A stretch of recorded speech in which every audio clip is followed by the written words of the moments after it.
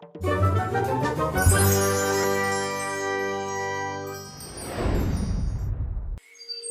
गांव में ममता मोहन नाम के पति पत्नी रहते थे। उनकी एक ही बेटी थी, नाम था वानी। वो दोनों वानी से बहुत प्यार करते थे। बेटी जो मांगती कभी मना नहीं करते थे। वानी को ये चाहिए वो चाहिए ये पूछने का मौका ही नहीं देते थे। पूछने से पहले ही सब कर देते थे। ऐसे एक दिन मोहन अपनी सोई हुई बेटी को जगाते हुए, बेटा वानी, गुड मॉर्निंग, उठो चलो। ऐसे बोलकर उसकी आंखें बंद करते हुए बाहर ले आता है। अपने हाथ उसकी आंखों पर से हटाता है। वानी के सामने साइकिल थी। वो देखकर वानी कूद कर नाचते हुए, पापा, थैंक्स पापा, आप बहुत अच्छे हो, ऐसे बोलकर अपने पापा को हक करके उस साइकिल को लेकर चला रही थी। तभी ममता आकर, ये सारे खर्चे क्यों जी? क्यों? वो राजकुमारी है, किसी चीज में कमी नहीं होनी चाहिए, किसी से कम नहीं होनी चाहिए, ऐसे बोलकर अंदर जाता है। दूसरी तरफ उसी गांव में लक्ष्मी और सूरी नाम के पति पत्नी रहते थे। सूरी का बहुत गरीब परिवार था। उनकी गीता नाम की बेटी थी। तकलीफों के बावजूद भी अपनी बेटी को बिना कोई तकलीफ दिए बहुत लाड़ प्यार से रखते थे। सूरी मोहन के यहाँ पर ही काम करता था। एक दिन शाम को सूरी काम पर से लौटकर, बेटा गीता, कहाँ हो? जी पापा। देखो तुम्हारे लिए क्या लाया हूँ।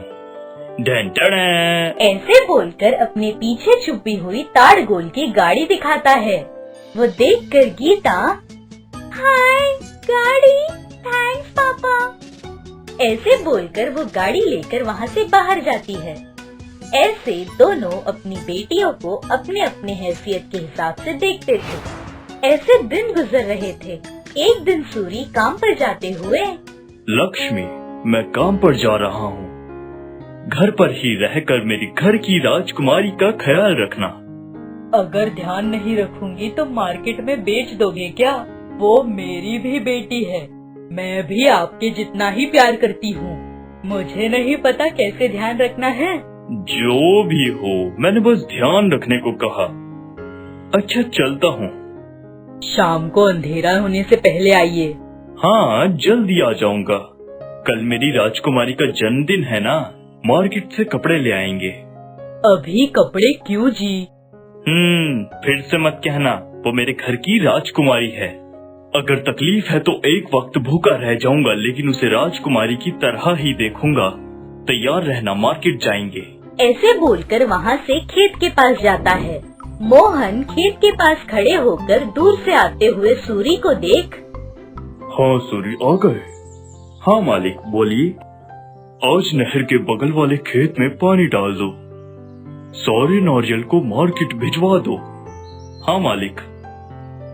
अच्छा, कल मेरी बेटी का जन्मदिन है, आज शॉपिंग पर जाना है, उसके लिए कपड़े लेने हैं, यहाँ देख लो सब। ऐसे जाते हुए सूरी, मालिक। हाँ बोलो। मुझे एक 500 रुपया दे दीजिए। 500 रुपये? अभी क्यों? वो कल मेरी बेटी का भी जन्मदिन है, नारियलों के साथ मुझे भी मार्केट जाकर उसके लिए कपड़े लेने हैं, मेरी तनख्वाह में से काट लीजिए।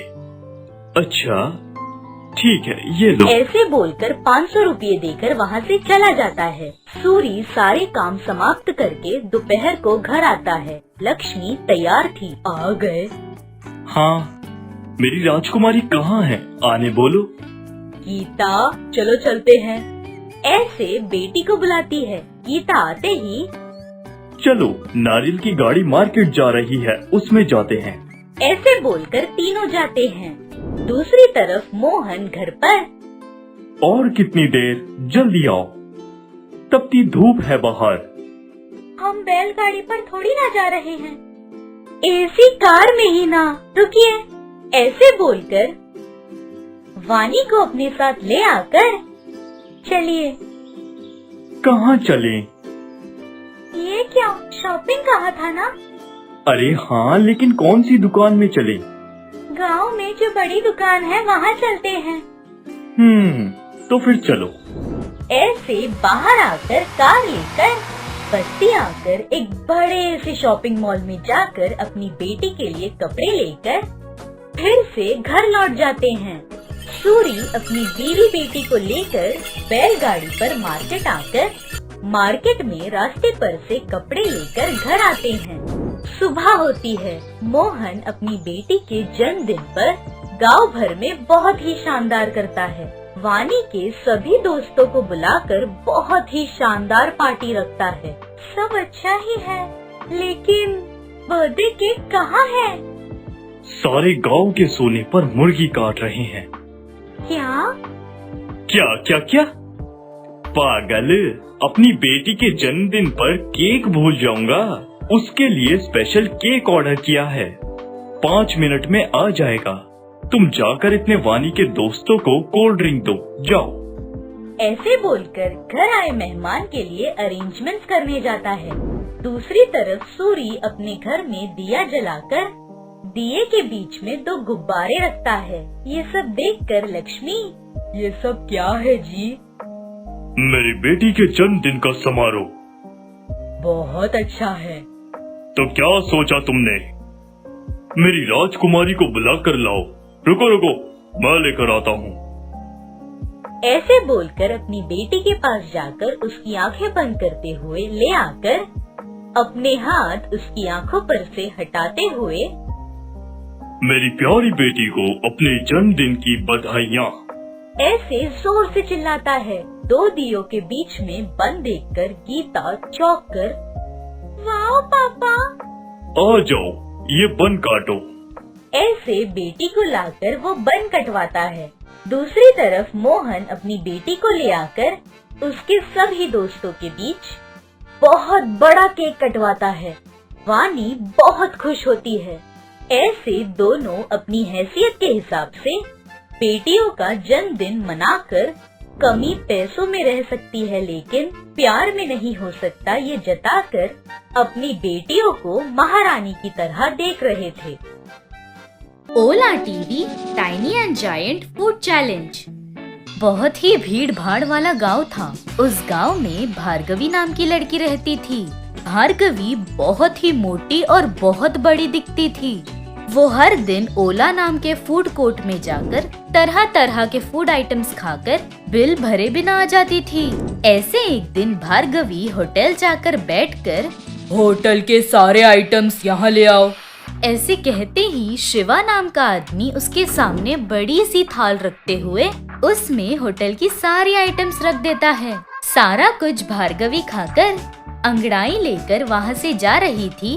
चंदू नाम का आदमी आकर, मैडम बिल, ऐसे चिल्लाता है। उसके चिल्लाते ही भार्गवी उसके तरफ देखकर, क्या भाई नए हो क्या? ऐसे कहकर वहाँ से चली जाती है। चंदू को कुछ समझ नहीं आता। वो शिवा के पास जाकर, क्या भाई, बिल भरने को कहा तो नए आए हो क्या पूछ रही है वो? कौन है वो होटल की कस्टमर है। कस्टमर है तो बिल लेना चाहिए ना, ऐसे क्यों छोड़ दिया? चंदू, मैं जो कह रहा हूँ ध्यान से सुनो। हमारे होटल में हर साल फूड चैलेंज रखते हैं। उसमें जीतने वाले को साल भर फ्री खाना मिलता है, चाहे जितना खाओ, नो बिल। अच्छा, तो उस प्रतियोगिता में हिस्सा लेने पर 1 साल तक नो बिल। क्यों, तुम भी हिस्सा लोगे? तुम्हें वो चांस नहीं है, बाहर वालों के लिए ही है। अभी हफ्ते 10 दिन में वो चैलेंज फिर से शुरू होगा, उसमें भी यही जीतेगी, क्योंकि वो नॉर्मल लेडी नहीं है, खाने वाली राक्षस है। जाओ तुम जाकर काम देखो। ऐसे कहकर चला जाता है। चंदू प्रतियोगिता के बारे में ही सोच रहा था। दूसरी ओर सत्या नाम की लड़की काम करके जिंदगी बिताने के लिए गांव से शहर आई थी। कहीं भी काम न मिलने पर मंदिर के बाहर प्रसाद लेकर पेड़ के नीचे रहती थी। दिखने में सत्या बहुत ही पतली, हवा का झोंका आने पर उड़ जाने जैसी लग रही थी। एक दिन सत्या मंदिर में भगवान के सामने खड़े रहकर, हे भगवान, गांव में काम नहीं इसलिए यहाँ आई, तो यहाँ पर भी काम नहीं। भूख तो वहाँ भी थी, यहाँ भी है। मेरी भूख मिटाने का रास्ता दिखाओ। ऐसे प्रार्थना करके पीछे मुड़कर जा रही थी। सत्या की प्रार्थना बगल में खड़ा चंदू सुन रहा था। बेचारी, खाने के लिए खाना भी नहीं है, इसे मेरे होटल में होने वाले फूड चैलेंज में पार्टिसिपेट कराऊं तो कैसा रहेगा। अगर जीत गई तो उसकी भूख मिट जाएगी। एक काम करता हूँ। ऐसे सोचकर भगवान के पैर पड़कर सत्या का पीछा करते हुए मंदिर के बाहर पेड़ के पास आता है।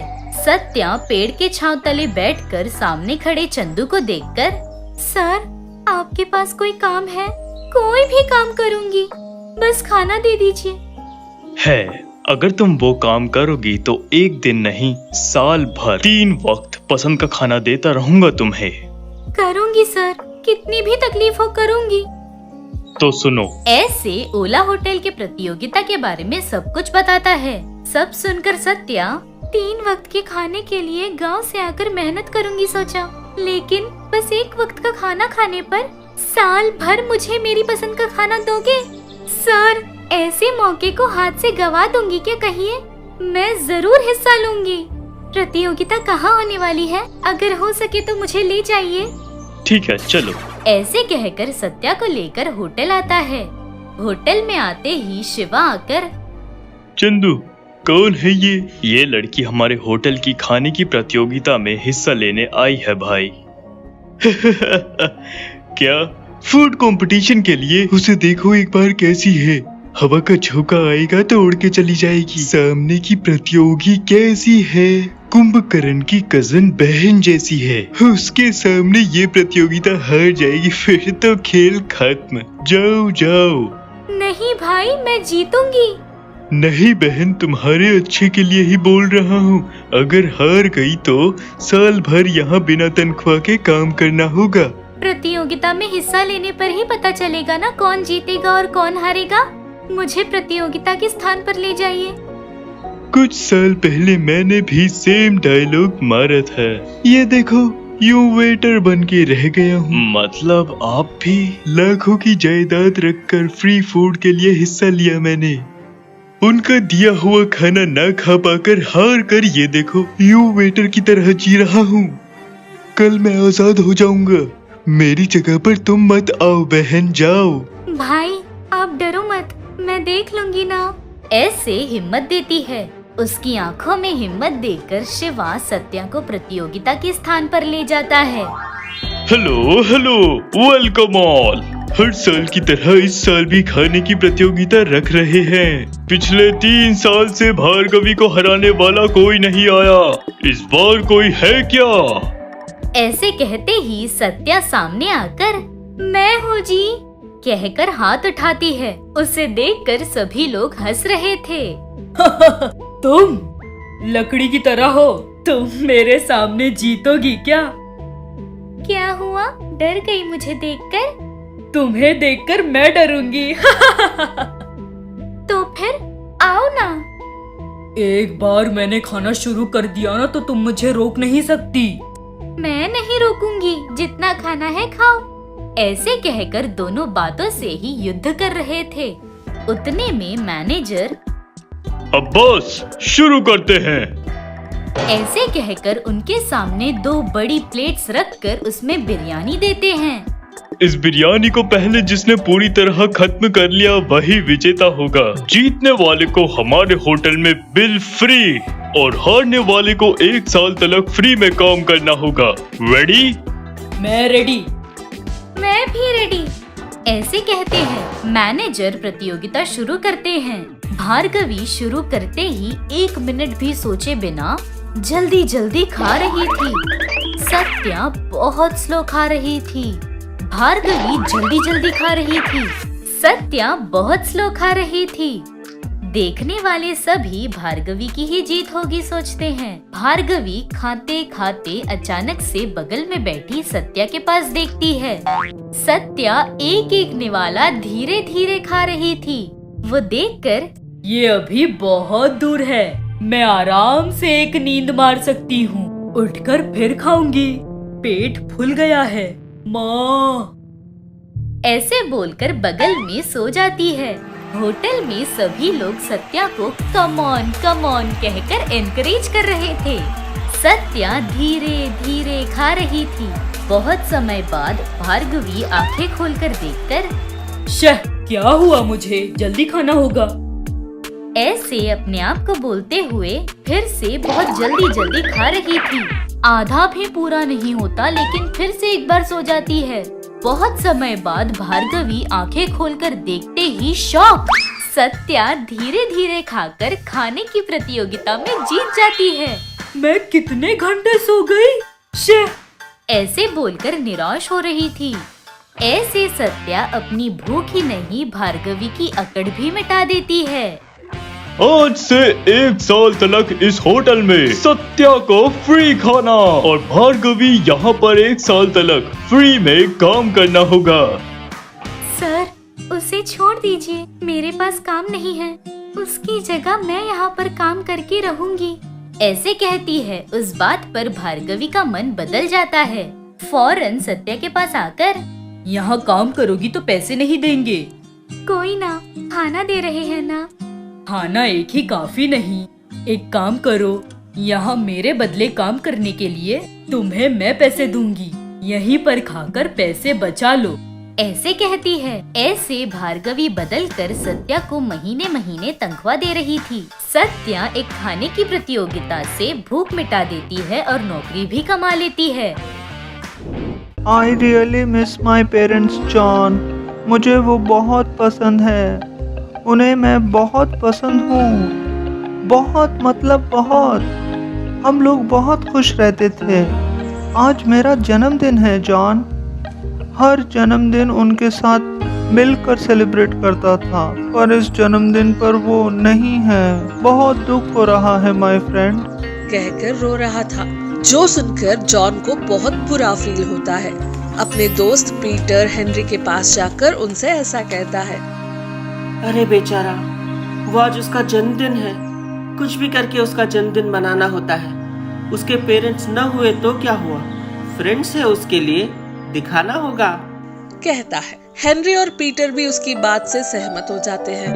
हाँ, अब से पूरी जिंदगी में उसे कभी भी अपने माता पिता को मिस होने की फीलिंग नहीं आनी चाहिए। अभी आपने जो वीडियो देखा उसे पूरा देखने के लिए डिस्क्रिप्शन